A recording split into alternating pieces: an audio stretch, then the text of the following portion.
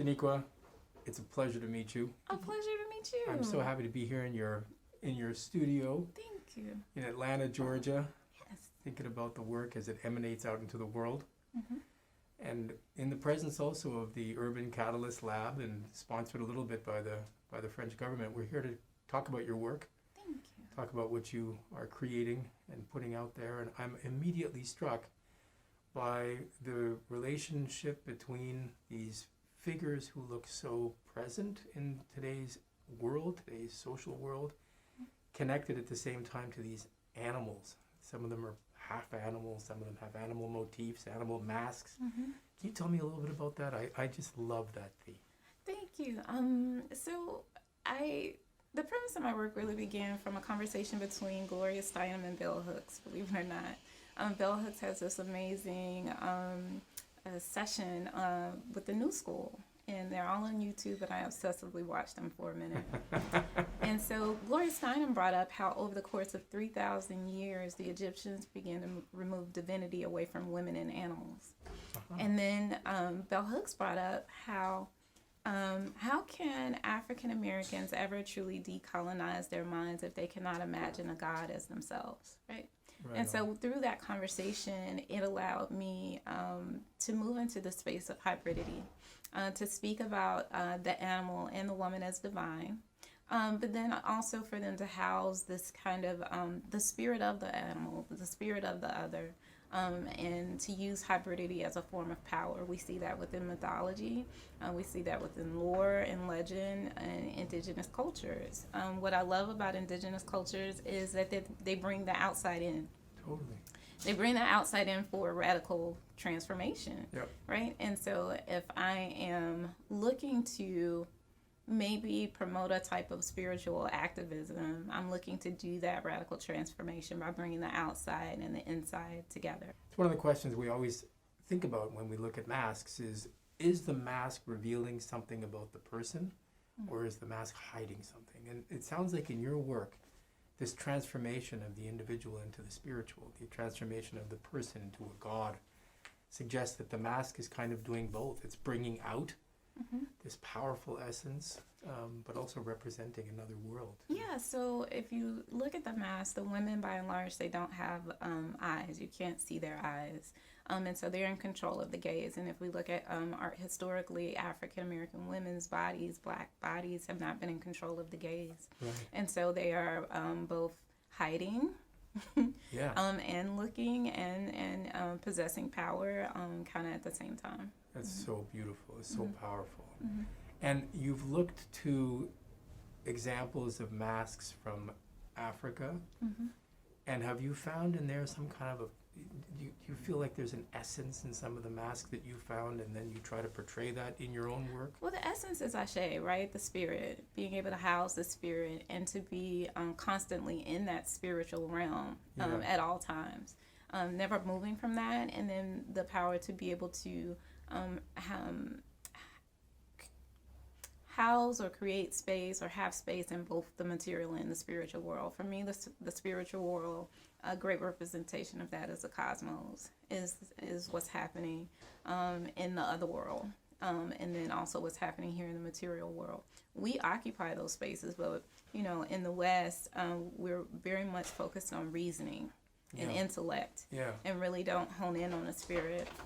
The goal is to be constantly in the spirit, constantly tapping into that soul, and then be able to interrupt the terrains that happen within what we see, right? Kind of like the Matrix. The power, it seems to me, of what you're describing in a world, a current social world in which the divisions are everywhere present. Mm-hmm. We have this politics of this or that, mm-hmm. him or him, mm-hmm. him or her. Mm-hmm. It always seems so divisive. It always seems so concrete. And in this so-called practical realm, mm-hmm. what it creates is this constant conflict. And your artwork is going beyond that conflict. In fact, it's almost denying it, because mm-hmm. it's going somewhere deeper. It's going inside of the person, or it's going to these historical and mystical or mythical moments that you're mm-hmm. describing. Mm-hmm. Do you see art as a way to overcome politics, or is it a way to bridge gaps. We're thinking today a little bit about bridging the gap. Does art bridge the gap between the contemporary world and the spiritual world, or does it just make it?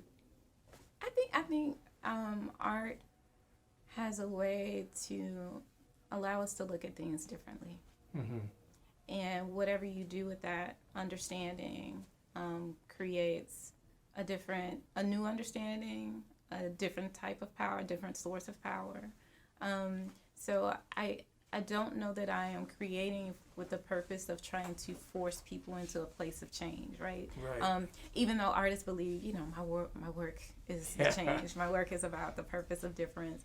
But by and large, I see myself as a storyteller. One of the most powerful persons in indigenous communities is their griots, right? They're storytellers. Absolutely. And so my goal is to tell new stories, new narratives, counter narratives, and to create my own mythos, and it have its own meaning for me, and whatever other people perceive that to be, understand that to be, that's great. I hope that they take that and that they do have a change within themselves to do something new, to do something different. But the goal, by and large, is to bring enlightenment and power to women, and then most specifically women of color, right? And so when we're thinking about those who have been in power for a long period of time, which has been, patriarchy has been in power for a long period of time, and, just kind of look where it's got us, right? Yeah. We're not in the best places. And so what does it look like? What would our world be if women were in positions of power? If women of color were in positions of power, right? Because by and large, we are the most marginalized, and therefore we are the best observers of what's wrong. And so what would it look like if we were in positions of power, if we were in positions of influence, and changing that worldview? And that's what I hope to do with my storytelling. Can you tell me a little bit about your working, your process? You're in this studio, you're looking at these prehistorical images, you're looking at masks from Africa, you're looking at archetypes and tropes from many, many different cultures and eras, and you're thinking about empowerment for women of color. What is it like for you in this studio as you work? Do you feel that power yourself as you're creating? So Dr. Cynthia Dillard has an amazing quote where she says, remembering the things that we've learned to forget, right? And Beautiful. So borrowing from other cultures, looking to other cultures, because obviously we've forgotten some things, right? And the necessity move toward spaces of modernity and to be in the future. We're forgetting things that we really need in order to go into a future that is sustainable.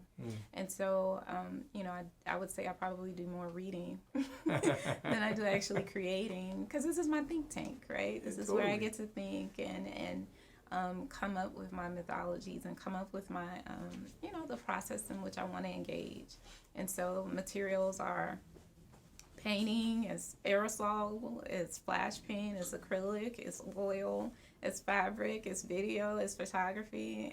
I'm looking to pull from everything in order to talk about a multiplicity of things, all these layers coming together into one installation, coming together into a painting, coming together into a sculptural figure. And all these beautiful figures who are behind you, who you've painted and drawn and put onto fabric, they are women of color in nature. They're women of color with the limbs of animals. It's this magnificent combination that you've created.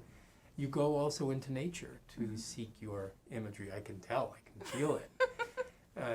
Do you have sort of a meditative practice when you're out in nature thinking about this work? I think what is meditative is to be present and to enjoy this earth and to see myself as one and not above it, one with it.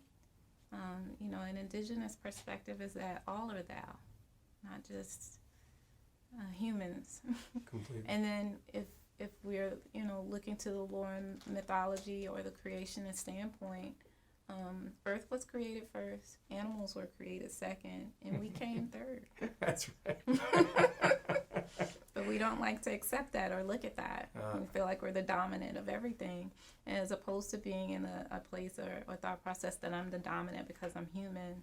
How about we are an organism working together? And that's the yeah. catastrophe of the environment. Right. Us thinking It's a that it's all here to representation of serve us. that, right? Yeah. You know, when we look at the isms or the shuns, the colonizations, Yeah. industrialization, and I would say capitalism, Yeah. right? All of these things have kind of gotten us to this place.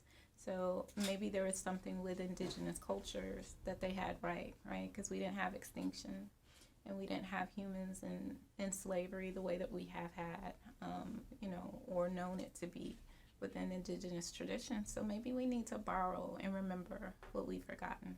Indigenous traditions don't live in the moment. They don't live for the profit bottom line. They don't live for next year's balance sheet. It's not quantified. It's not quite. Indigenous peoples think about the next harvest, the next generation, and the peoples from the past. Seasons based on harvest. Exactly. Seasons based on abundance. Totally. Seasons based on being in community with one another. Yeah. Not on profit margin. It's cyclical and not teleological. And Not linear. Not linear. And we're part of something. We are not the thing in itself. It's so beautiful. Yeah. As we think also, I was thinking about the Urban Catalyst Lab objective of identifying artists in Atlanta who are involved in various projects of social justice. Do you yourself connect with other artists? Have you share spaces and ideas? Do you find by bridging those gaps that you also... Yes. The collaborative is a part of my practice. It allows me to think differently when I'm collaborating with other artists, when I'm bringing others into my space. So yes, I definitely look for opportunities to collaborate. And it's a representation of how the world works. Totally. Right? So it's not just my ego being displayed on the wall. but in collaboration with others, I can move and I can create and I can solve. So we've been traveling for the last almost decade to Switzerland with students to talk about social justice and migration and refugee law and work and so forth. And we've noticed in the passage of time that UN agencies have become increasingly sympathetic to art as a catalyst for change instead of just policy. So we are seeing when we're talking with some of the officials, it seems as though various avenues have been tried: political, economic, military, and it hasn't touched people in the same way that dance and poetry and the kinds of work that you're doing touch people. Is there a different, is it a different realm that the artwork touches, or is it just awakening us? I think it's awakening, or at least I feel like that's a necessary part, is to tap into the sleeper. Because we are asleep in some areas, right? So when you're looking at, just the bystander syndrome, where we would prefer to record a violent act happening to another human as opposed to engaging and stopping it. Absolutely. Right? Yeah. So someone needs to be awakened. Always at a distance. And always at a distance, I always in the space of observing and watching but never engaging. And so to me, that's a representation of someone asleep. Well, it's an absolute honor, pleasure, and joy to be near you, hearing your... I have to tell you, your poetic descriptions of the work that you do bridges this gap between the visual and the linguistic, which is difficult. But you do it with majesty. Just oh my goodness, gorgeous. thank you. I owe you $5. I'm going to use it as a down payment to buy all your paintings. I'm okay with that. It was a pleasure speaking with you. Thank you, Shanequa. Thank you.